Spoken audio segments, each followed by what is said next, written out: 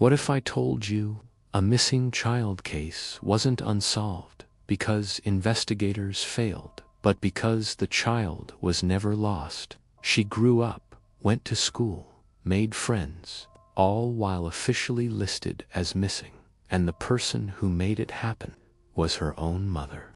Stay until the end, because the final detail changes how this story feels completely.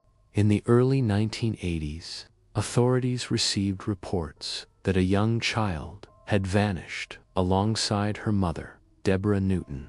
There was no dramatic crime scene, no signs of a struggle, no ransom note, just silence. At first, it looked like a parental disappearance, something that happens more often than people realize. But then weeks passed, months, years, and no one heard from them again. The case went cold. As time went on, records stopped.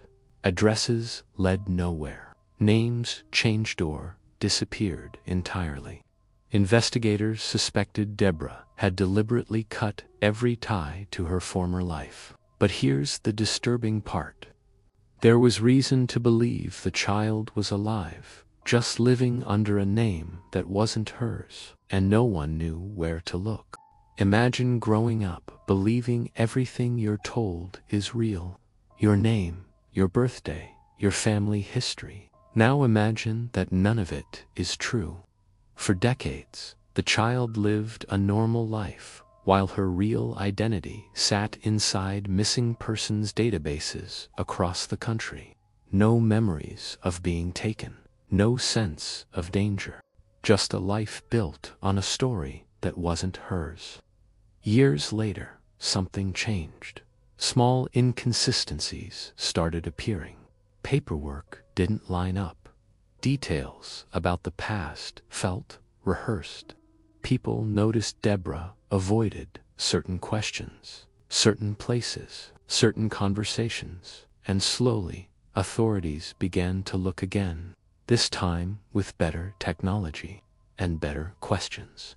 Investigators re-examined old records, birth certificates, school documents, government forms. That's when they saw it. A life that overlapped a missing child's timeline a little too perfectly. Same age, same circumstances, different name. What followed was quiet but devastating.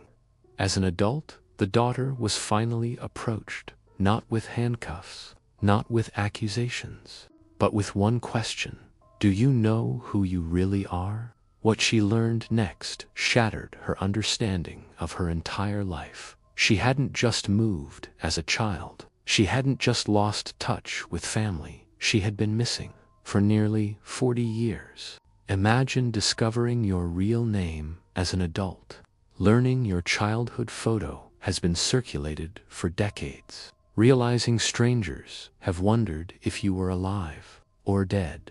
And realizing the person who raised you, the person you trusted most, kept the truth from you the entire time, not because of a mistake, but by choice. Deborah Newton was eventually identified and confronted with what she'd done. But the case leaves behind a question no court can answer.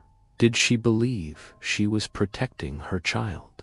Or was she protecting herself from something else entirely? Because when someone erases a child's identity, the damage doesn't end when the truth comes out. And here's the most unsettling part.